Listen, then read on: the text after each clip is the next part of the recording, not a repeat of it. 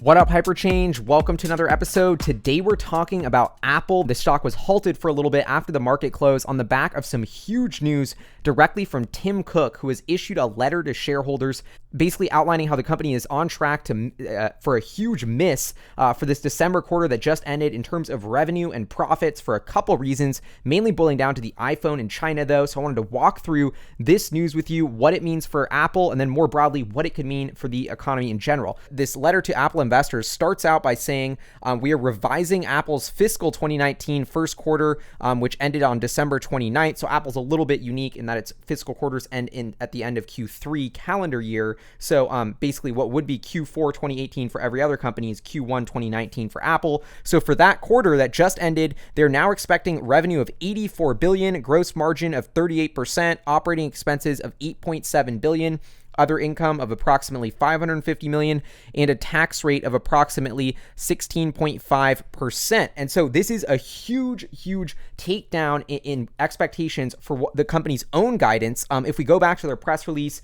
from the previous quarter to read what they had originally guided, it was for revenue from 89 to 93 billion. So now they're going to come in at 84 billion instead. And I did check the analyst estimates heading into this announcement to see if they were anticipating this, and they were also around 91 billion as well. So Apple had guided around 91 billion. The analysts were expecting 91 billion, and Apple says we just hit 84 billion. So this is a huge miss for a company that's traditionally pretty conservative with its estimates. I mean, I can't remember the last time we saw Apple announce a miss of this magnitude ever since I've been following the company. Maybe I'm wrong. So leading up to the quarter, Apple announced 4 different factors that were going into its guidance for Q1 fiscal 19.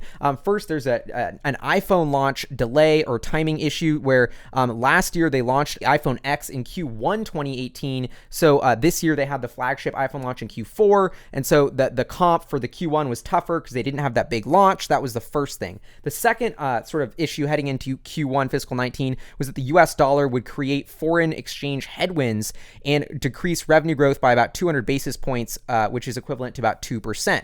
And then third, there was an unprecedented number of new products to ramp during the quarter, and essentially they were concerned that supply would not be able to meet demand, and that could limit growth. Fourth reason or guideline setting up fiscal 19 guidance was that they were expecting economic weakness in emerging markets, and this turned out to have a significantly greater impact than we had projected. And then they go on to point out that said these last 2 points, difficulty ramping supply and weaker emerging markets, have led us to reduce our revenue guidance. And then they go deeper on both. So the emerging market challenges that they faced were particularly in Greater China. They say, in fact, most of our revenue shortfall to our guidance and over 100% of our year-over-year worldwide revenue decline occurred in Greater China across the iPhone, Mac, and iPad. So it sounds like Apple would actually be growing revenue if it wasn't for China. This is a pretty isolated problem, which I think is really interesting. And then they sort of break it down saying that China's economy as a whole is slowing. And it's not that Apple's getting crushed in terms of market share or competition, but just overall in China, people are buying less smartphones. The government reported GDP growth during the second quarter was the second lowest in 25 years. And they say that market data has shown that the contraction in Greater China's smartphone market has been particularly sharp. And so because, whether it's tariffs, whether it's just weakness in China's economy, who knows what it is, but the smartphone market in China is suffering. That has been a bright spot for Apple's business over the years, and that was the letdown. The second reason they give for the miss is lower than anticipated iPhone revenue, once again, primarily in China. And they do note here, which I think is interesting, that combined services, Mac, iPad, wearables, home accessories, everything outside of the iPhone combined to grow almost 20%. So we're going to touch more on this in a little, but really what it boils down to, what you need to know is that China, and in particularly the iPhone in China, were tremendously weaker than expected, and that has caused Apple to significantly reduce its guidance for this quarter. But does it really matter?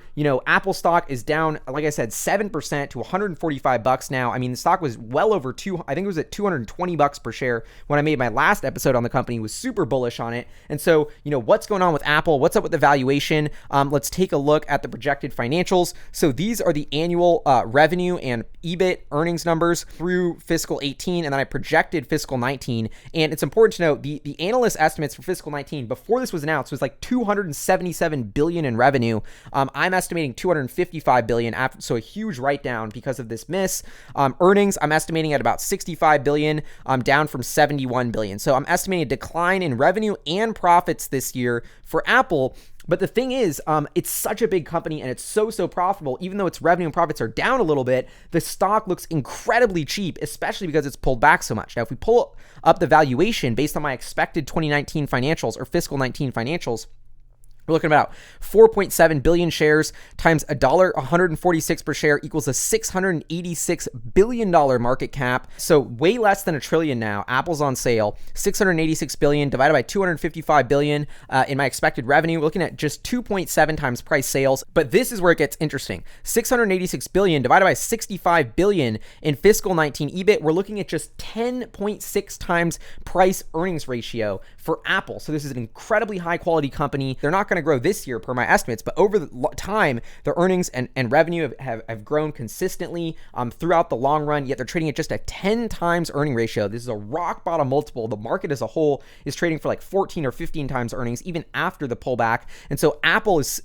significantly cheaper, almost 33% cheaper than the earnings multiple of the market. So you might be asking, why? Why is Apple traded such a cheap PE? If we take a look at the revenue breakdown by different line items, this is why the market is spooked by Apple, and in my opinion doesn't want to give it such a high multiple, which is that almost all their revenue and almost all their profit is coming from the iPhone. That gray area right there, as you can see, Apple's gotten more and more dependent on that over time. I mean, just because it's grown to be such a big business, it's almost a victim of its own success. But now Apple is, reliant on the iPhone for about 2/3 of its revenue. And if the iPhone alone starts to get hit at all, that could dramatically change the profile of Apple. And that's exactly what we saw happen this quarter. Is it wasn't even that, like they said, all their other products grew 19% combined.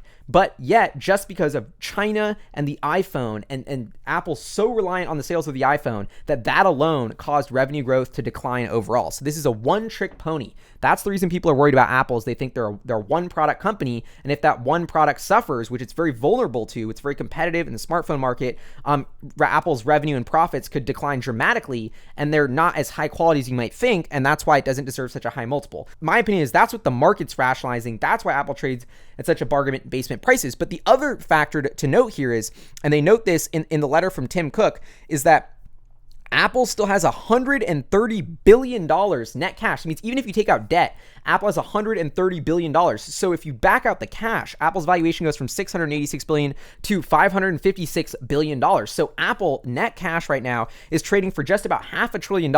And, this is a company that did $71 billion in profit last year. It could do, $65 billion in profit this year. So it's trading at less than a 10 PE ratio and backing out cash. So these are bargain basement prices for Apple. So I don't know. What's my opinion on this as a whole? I personally think that this news from Apple actually says more about the economy in China than it does about Apple itself. Like, I think Apple is still an incredible company with amazing products. I mean, I have an iPhone. I use it every day. I love it. And I think the company has a bright future in the smartphone market, and especially what they're doing with like wearables, with the watch, with health, with AirPods. Like, I think Apple has a lot of bright spots in its business, but this quarter does go to show and highlight just how dependent they are on purely the iPhone. And more broadly, I think this is a very interesting clue about what's happening on the macro level for the economy here. I mean, it's one thing to read GDP data from China that's slowing, but we know it's probably manipulated. It's another thing to read all the reports about what's happening on the ground in China. It's really hard to know what's actually going on, but a clue from one of the world's largest company, Apple, and how their consumer products are selling in China is a really good real world stat and hint about how that economy is trending.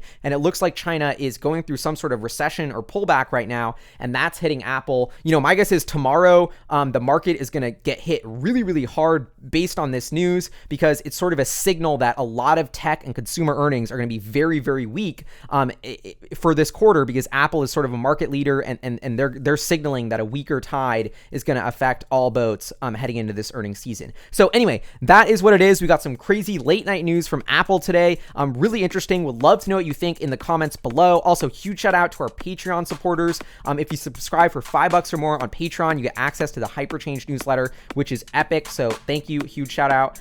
Anyway, I'll see you guys next time. Peace.